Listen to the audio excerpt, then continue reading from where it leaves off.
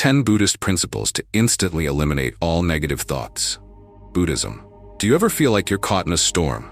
An endless loop of doubts, fears, and anger clouding your mind? This storm, fueled by negative energy, drains your vitality and blocks your path to peace. But what if I told you that within the chaos lies a profound opportunity? A chance to calm the storm and find unshakable serenity. Today, let us explore 10 transformative Buddhist principles that can help you eliminate negativity and unlock a life of clarity and freedom. Radical acceptance, the first step toward freedom. Imagine your mind as a vast river, sometimes flowing serenely, other times surging wildly. The surface may look tranquil, but beneath jagged rocks, your negative thoughts lurk, waiting to snag and pull you under. These rocks are not the enemy. They are simply part of the river, and the key to navigating this turbulent flow is radical acceptance. This means embracing reality as it is, without resistance, without judgment, and without the relentless struggle to change the unchangeable. Take the story of Mia, a bright and ambitious professional stuck in a toxic work environment. Every day she poured her energy into trying to fix what was beyond her control. Her boss's erratic behavior, her colleagues' negativity. The more she fought against her circumstances, the more drained and defeated she felt. Her inner river was in chaos, constantly crashing against the rocks of frustration and despair. Then one day, Mia learned about radical acceptance. Instead of exhausting herself trying to shift external realities, she redirected her energy inward.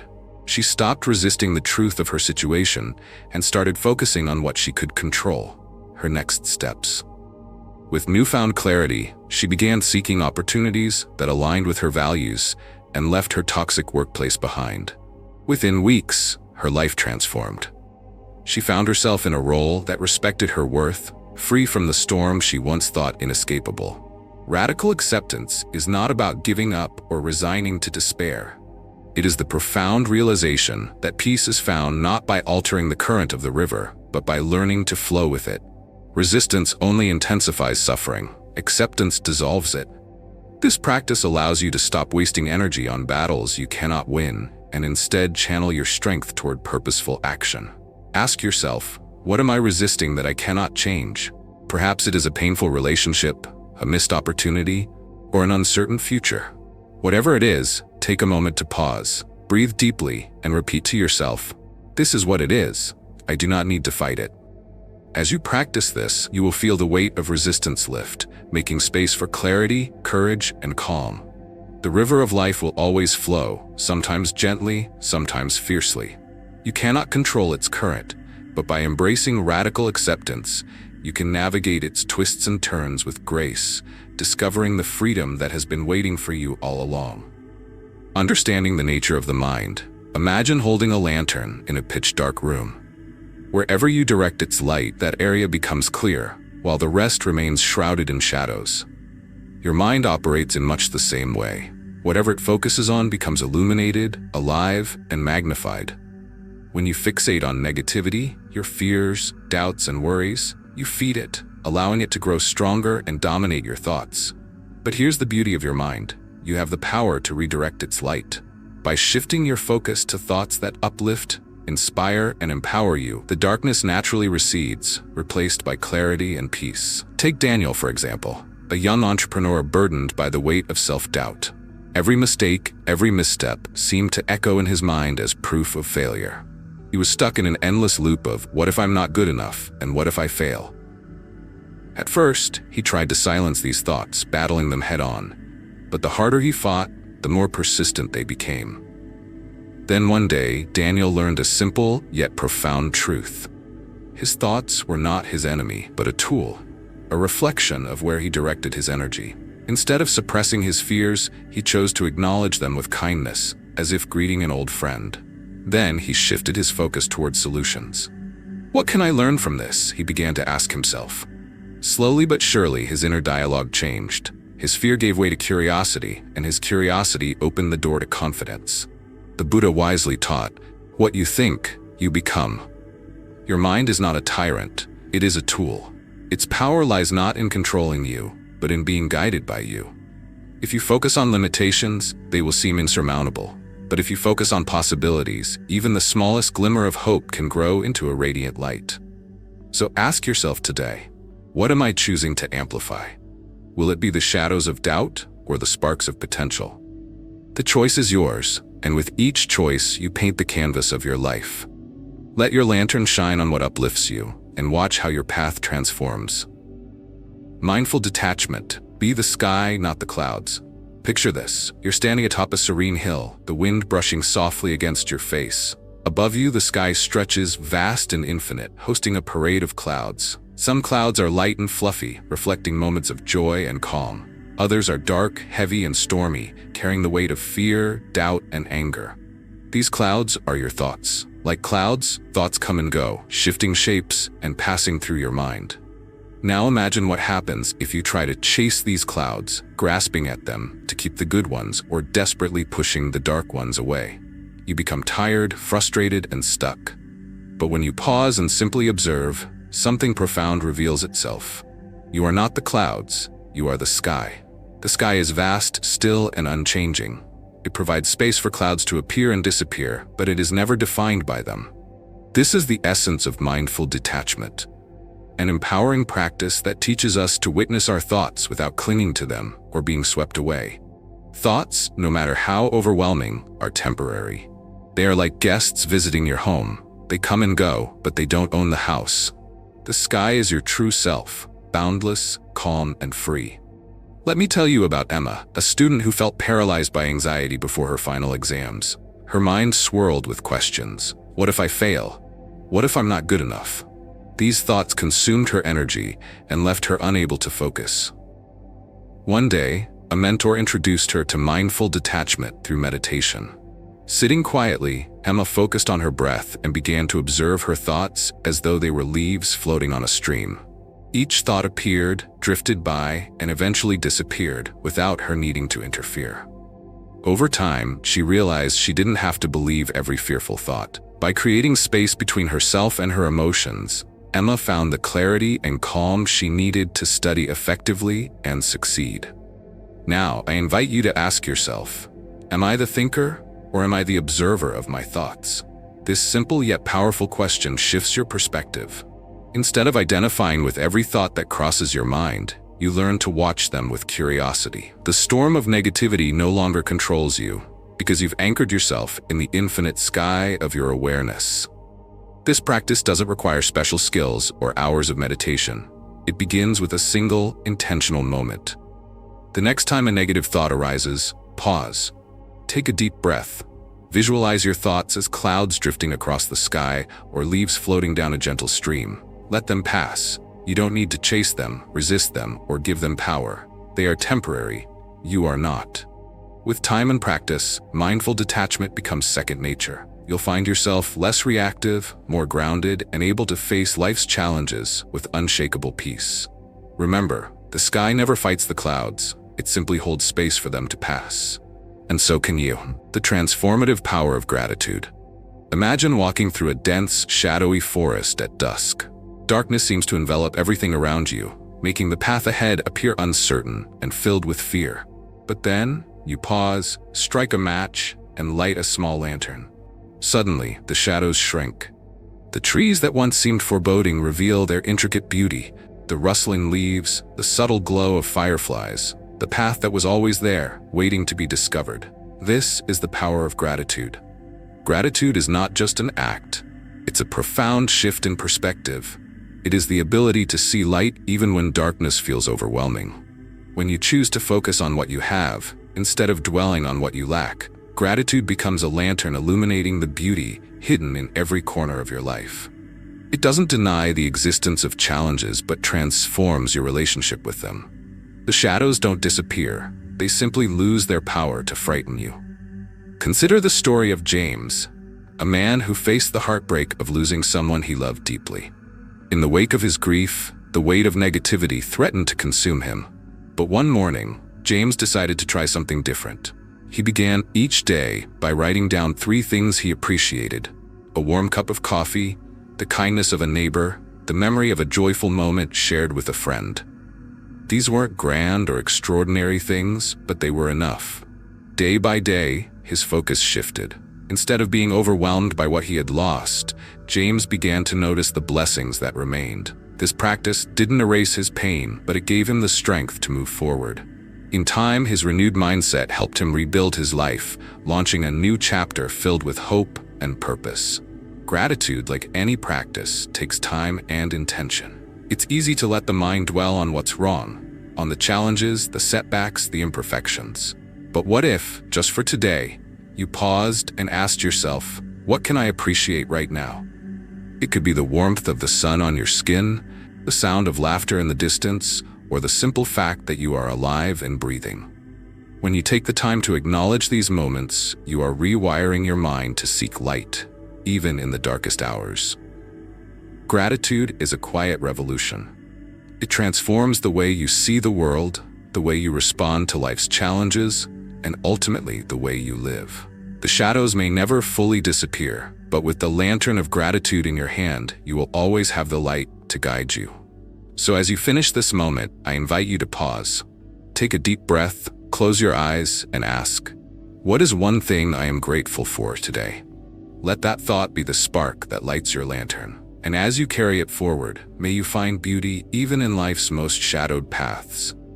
Visualizing positive outcomes. Your mind is a masterful artist, and every thought you think is a brushstroke on the canvas of your future.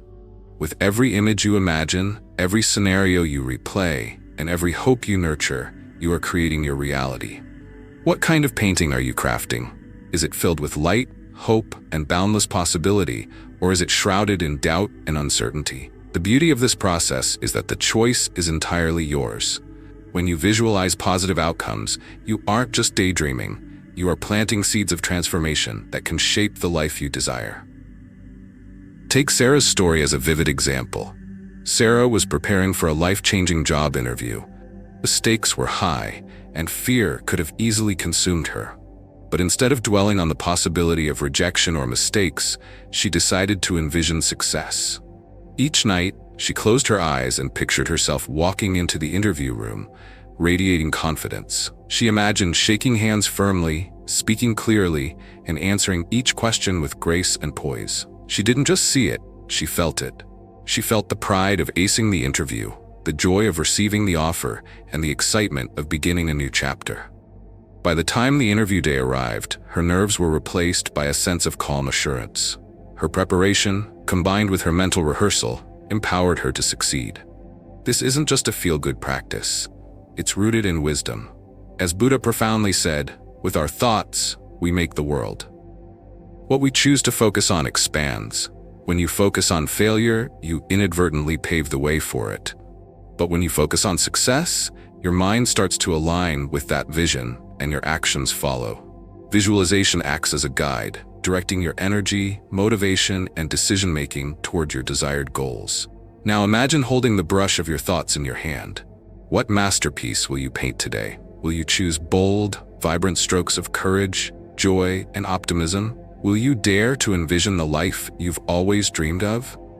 Picture the moment when your dreams become reality. The happiness, the relief, the fulfillment. Hold that vision in your heart and let it guide you through every step of your journey. Remember, visualization is not just about seeing the destination. It's about feeling the journey. It's about experiencing the thrill of possibility and letting it inspire you to take action. Your mind is your greatest tool, and with it, you can create a future that reflects the brilliance within you. So, start today. Pick up your brush, close your eyes, and begin painting the life you truly want. Transforming negative emotions into growth. Anger, frustration, sadness. These emotions often feel like unwelcome storms, overwhelming and disruptive. They cloud our minds, tighten our chests, and make us feel powerless. But what if we saw these emotions not as enemies, but as guides? What if, instead of pushing them away, we leaned in and listened to what they had to say? These feelings are not random. They carry hidden potential, acting as signals from within, urging us to address unmet needs, unresolved conflicts, or areas in our lives that demand attention and change. Consider David, a manager deeply frustrated with his team's lack of productivity. His anger simmered for weeks, spilling over into tense meetings and unproductive blame. One day, instead of letting the frustration consume him, he paused. He asked himself, "Why am I feeling this way? What's at the root of my anger?" Through reflection, he realized his frustration wasn't truly about his team. It was about unclear communication and expectations. Instead of venting his anger, he transformed it into constructive action, initiating honest conversations with his team. Together, they created solutions that improved both morale and productivity. What had once felt like a destructive force became a bridge toward collaboration and growth. Emotions like anger or sadness are powerful, raw energies. Left unchecked, they can control us, but when we harness them, they become tools for transformation. Sadness may point to a need for connection or healing. Frustration might signal that it's time to approach a problem with fresh ideas. Anger could be a call to stand up for your boundaries or values. By asking, "What is this emotion trying to teach me?" you open the door to understanding yourself more deeply. The next time you feel overwhelmed, resist the urge to suppress or avoid your emotions. Instead, sit with them. Acknowledge their presence and explore their roots with curiosity rather than judgment. Treat them as messengers, offering wisdom that can guide you toward growth and clarity. In this practice lies the essence of Buddhist philosophy. Every challenge, even the storms within, can be a stepping stone to wisdom and strength. Let your emotions be not your captors, but your teachers. Embrace them, learn from them, and use their energy to build a stronger, wiser version of yourself. As the Buddha teaches, you only lose what you cling to. Let go of resistance and transform your inner storms into pathways of growth. Focusing on aliveness, a return to the present. In the whirlwind of daily life, it's easy to lose touch with the profound simplicity of being alive. Negative thoughts, worries about the future, regrets of the past, they swirl like a storm, pulling us away from the one thing we truly possess, this moment. But what if we paused and turned our attention inward to the rhythm of our breath, the steady beat of our heart? What if we allowed ourselves to reconnect with the miracle of aliveness? Imagine Lucy, a young artist struggling under the weight of her own self-doubt. Her thoughts were relentless. Am I good enough? What if I fail? These questions consumed her, dimming the spark of creativity that once fueled her passion. One evening, overwhelmed and exhausted, she decided to try something different. She sat quietly, closed her eyes, and focused solely on her breath. Inhale, exhale. Slowly, she began to notice the gentle rise and fall of her chest, the way the air felt as it passed through her nose, the subtle rhythm of her heartbeat. In that moment, nothing else mattered. She wasn't chasing success or running from failure. She was simply alive. As Lucy continued this practice, something remarkable happened. The noise in her mind began to quiet. She felt a sense of peace, not because her challenges had disappeared, but because she had anchored herself in the present. From this place of stillness, her creativity flowed freely once again. She realized that life's beauty isn't found in perfect outcomes or endless striving, but in the quiet awareness of now. You too can experience this profound shift. Pause for a moment and ask yourself, what does it feel like to simply be alive? Notice the sensations in your body, the warmth of sunlight on your skin, the texture of the ground beneath your feet, the sound of your breath filling the air. These small, ordinary experiences are extraordinary when you give them your full attention. They remind you that life is not something to be conquered or figured out. It is something to be lived. Aliveness is your anchor to the present, and the present is where peace resides. When you focus on the here and now, you free yourself from the weight of the past and the uncertainty of the future. You realize that you don't need to chase happiness or fight negativity. Instead, you simply need to be. This moment, this breath, this heartbeat, they are enough. They are everything. Curating your mental ecosystem. Imagine your mind as a garden, a place full of potential, waiting to bloom. Every thought you allow in, every influence you welcome, is a seed planted in this fertile soil. Some seeds sprout into vibrant flowers of joy, wisdom, and creativity, while others grow into weeds of doubt, fear, and negativity. The choice of what you nurture shapes the garden of your mind and ultimately the life you live. Now, think about Alex. He found himself trapped in a cycle of negativity, spending hours scrolling through toxic media filled with anger, comparison, and fear. The more he consumed, the more anxious and drained he felt. One day, Alex decided to make a change. He paused and reflected. What am I feeding my mind? He realized that his mental garden was overrun with weeds, habits and influences that suffocated his peace. Determined to reclaim his inner calm, Alex replaced his scrolling habit with inspiring books, uplifting podcasts, and meaningful conversations. Within weeks, his mindset transformed. The same garden that once felt chaotic began to bloom with hope and possibility. So ask yourself, what am I feeding my mind today?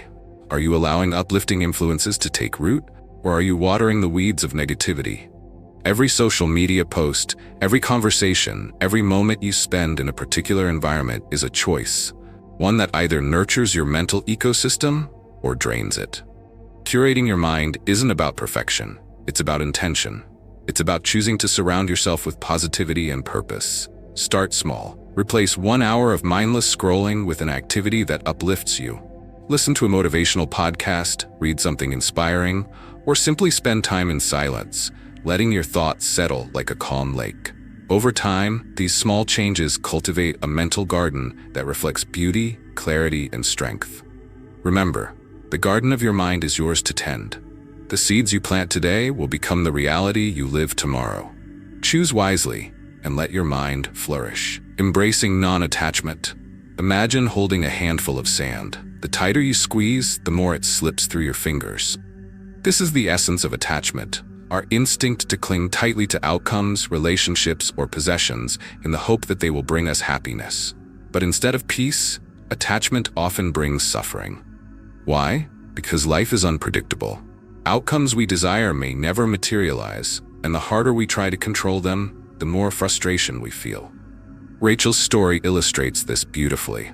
She was a young professional, driven and ambitious, who poured all her energy into earning a promotion. Her happiness became tied to this goal, and every setback felt like a personal failure. Her thoughts spiraled into self-doubt. What if I'm not good enough? What if I never succeed? This cycle of clinging and disappointment consumed her. One day, Rachel came across the Buddhist principle of non-attachment. At first, she misunderstood it, thinking it meant giving up her dreams. But as she explored deeper, she realized non-attachment wasn't about abandoning her goals. It was about shifting her focus. Instead of obsessing over the promotion, she began to concentrate on the process itself. The effort she put into her work, the skills she was developing, and the people she was helping. As she let go of the outcome, something remarkable happened. The weight of expectation lifted, and she rediscovered joy in her work. Ironically, by releasing her attachment, she performed better and eventually achieved the promotion she once craved. Non-attachment doesn't mean apathy. It doesn't mean you stop caring or stop striving for improvement. It's about finding freedom within the journey itself. When you detach from rigid expectations, you open yourself to a world of possibilities. You allow life to flow naturally, appreciating its beauty without trying to control every twist and turn. Think of a river. You can't force its current, but you can learn to navigate it with grace.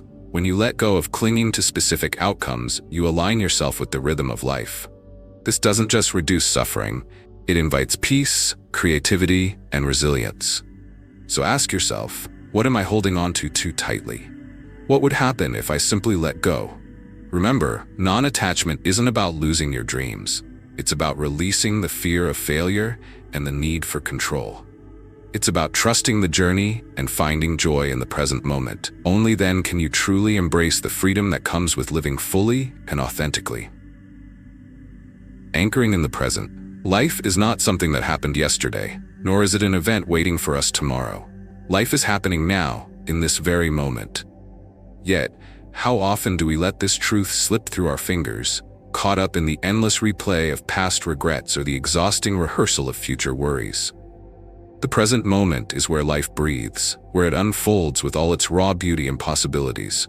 It is the only time we truly have, and yet it is the most overlooked. Take Sarah, for example. A young entrepreneur with big dreams, she found herself paralyzed by anxiety. Each night, her mind raced through a maze of what-ifs. What if I fail? What if I'm not good enough? The weight of her thoughts left her drained, unable to move forward. But one evening, she decided to try something different. She sat quietly, closed her eyes, and focused on the rhythm of her breath. Inhale, exhale. She felt the warmth of the sunlight on her skin, the subtle hum of life around her. For the first time in weeks, her thoughts began to quiet. She realized she didn't need to conquer the future or fix the past. All she had to do was be present. In that simple act of anchoring herself in the now, she found calm and clarity. This practice is not reserved for moments of stillness, it's a way of life. Pause for a moment and ask yourself, what is here for me right now? Perhaps it's the sound of a bird singing outside your window, the steady beat of your heart, or the texture of the surface beneath your hands. These sensations, though small, are reminders that you are alive, here, and capable. When you focus on them, the noise of your mind fades, and you begin to see the present for what it is, a gift. The present moment is your anchor, a sanctuary that grounds you amidst the storms of life. It doesn't demand perfection, it only asks for your attention. And when you give it that, something miraculous happens. You stop chasing peace and start experiencing it. The chaos in your mind settles, and you realize that no matter what has happened or what is to come, you can always return to this moment where life is vibrant and full of possibility. As the Buddha wisely taught, do not dwell in the past, do not dream of the future, concentrate the mind on the present moment. It is here, in the now, that you reclaim your power. The past is a memory, the future a dream, but the present, it is life itself. Embrace it fully, and you will discover a peace that no external circumstance can shake. Negativity is not your destiny. Each of these Buddhist principles is a lantern, illuminating your path toward peace. Remember, you cannot calm the storm, but you can calm yourself, and the storm will pass. Let today be the beginning of your journey toward serenity. If this video inspired you, like, comment, and subscribe for more wisdom. Together, let's walk the path of mindfulness and enlightenment.